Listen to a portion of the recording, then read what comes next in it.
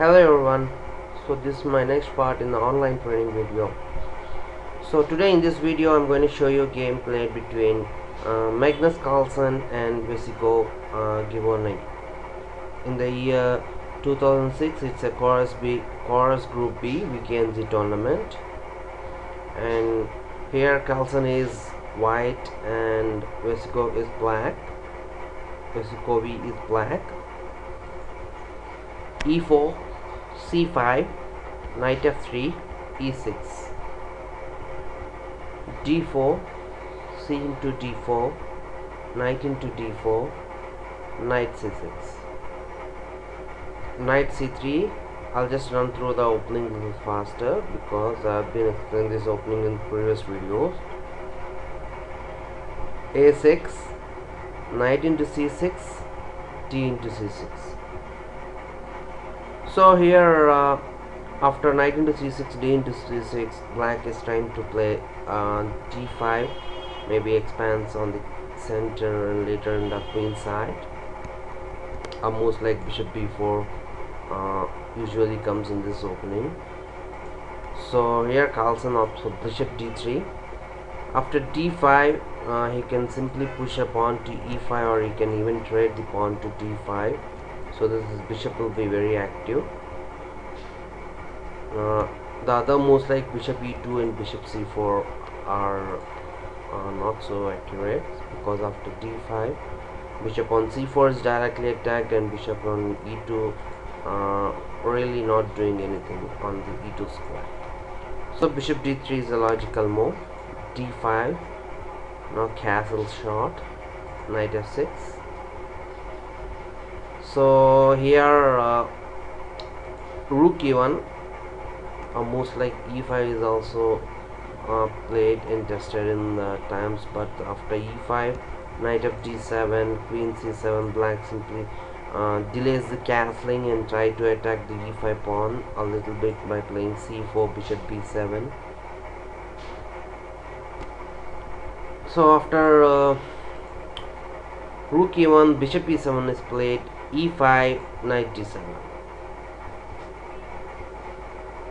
Okay, I'm just want to pause you this position for a few minutes and try to analyze what you're going to play, because after the next white few moves, the game is going to be very important. So I just want you to analyze this position for take few moments and try to find the best continuation attack for white. Okay, I hope you find that move, queen g4, which is very logical, attacking the g7 pawn.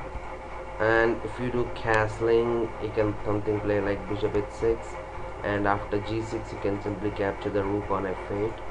So he's simply preventing the castling by playing queen g4, a very good idea. g6, and now I feel this is the most important move that Carlsen played in this after the opening. So here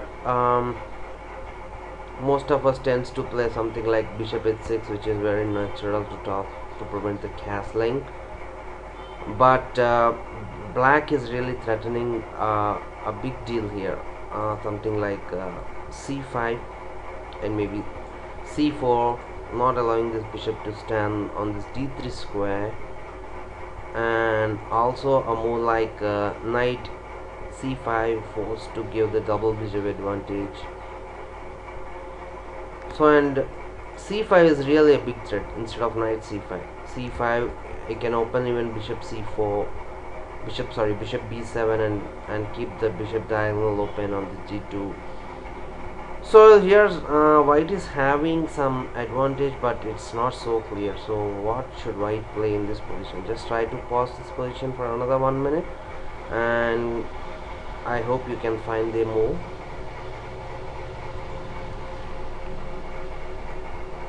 Okay, so here white played a very good move, knight a4.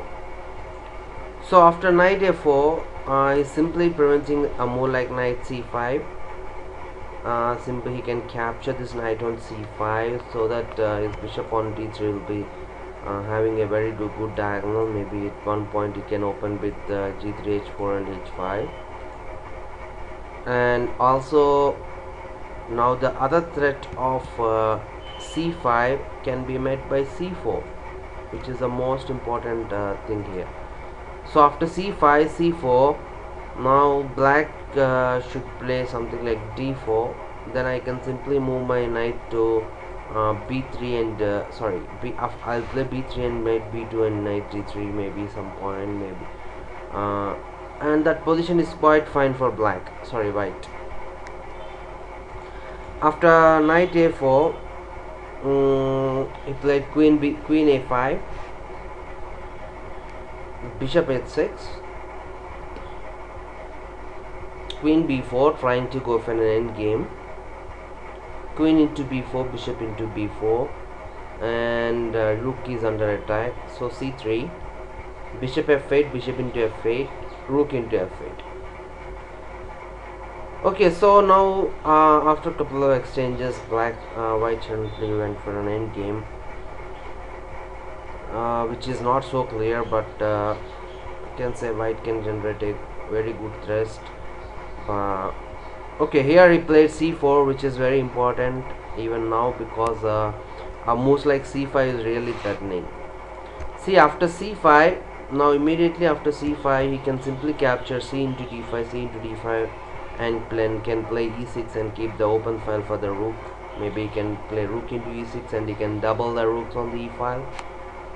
And he is also not allowing c5 first of all, and knight c5 is it's not possible. So c4 is a very good move. King e7, maybe he is threatening c5 now, because after e6 he can simply capture with pawn into pawn. So c into d5, c into d5. Now rook a7 is a very key move. Even the move like there's some other alternatives here, but rook a7 is the very best move, trying to enter to c7 square.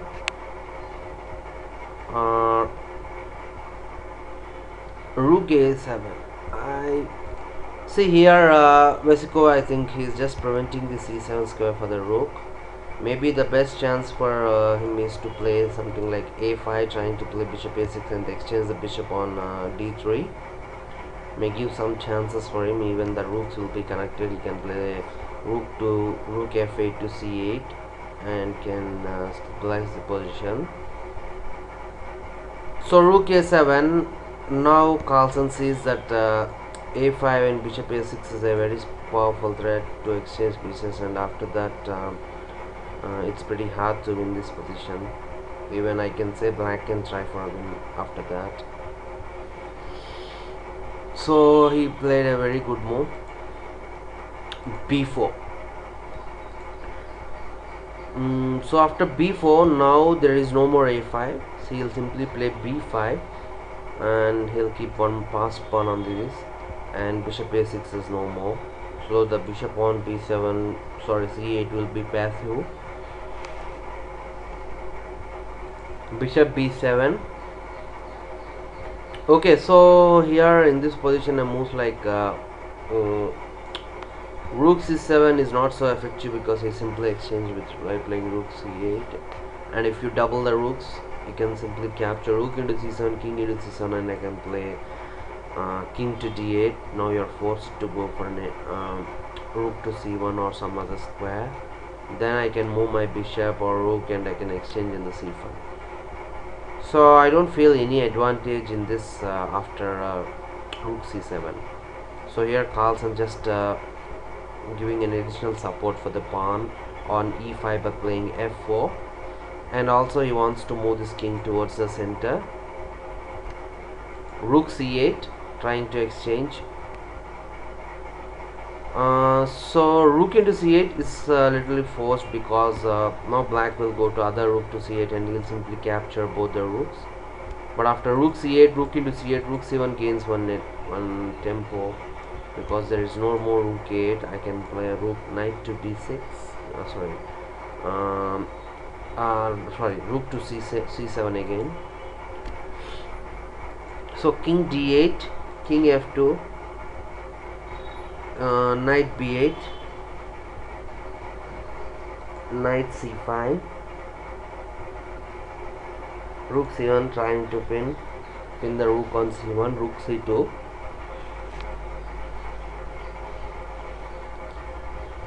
supporting the rook on c so with the bishop, knight d7, and if you exchange this knight, it's I feel it's pretty equal, even though white is having slight chances by because okay. So one point I want to mention in this particular game is that now white bishop, which is there on d3, is very strong compared to the bishop which is there on c8, because in the same color in bishop endgame, just try to fix your bishop pawns opposite square of your bishop. That gives your bishop additional chance for his movements, and also the opponent pawns will be fixed in the opposite color where your bishop can go and attack them. So after knight, he played knight b3, rook into c2, bishop into c2, knight b8, threatening to play maybe knight c6, knight d4, bishop d7, and after bishop d7, I feel like black still can't exchange this by playing knight c6. It will go into an endgame where my king will stand on d4. I can simply keep a pressure by playing g4 and f5, creating some weakness in the black camp. So he directly played g4, g4 h6, king e3, king c7, a4, king b6. Now is threatening to play a5. So white was forced to play a5, king b7, bishop d3. Now see, black is having so many bad here, because one is the pawns which is there fixed on the same color of your bishop, and the other is the a6 pawn, which is looks like a big target here, because one piece should keep on defending the pawn on a6. So here he played bishop to a4, bishop e2, knight d7, h4, knight b8. There's no other alternatives for black, and f5. I feel like white is having clearly winning after f5. So g into f5, g into f5. So you can't capture something like e into f5. That will be a big mistake. White can simply move bishop to h5, bishop to e8, and he can capture something like knight f5, threatening so many things.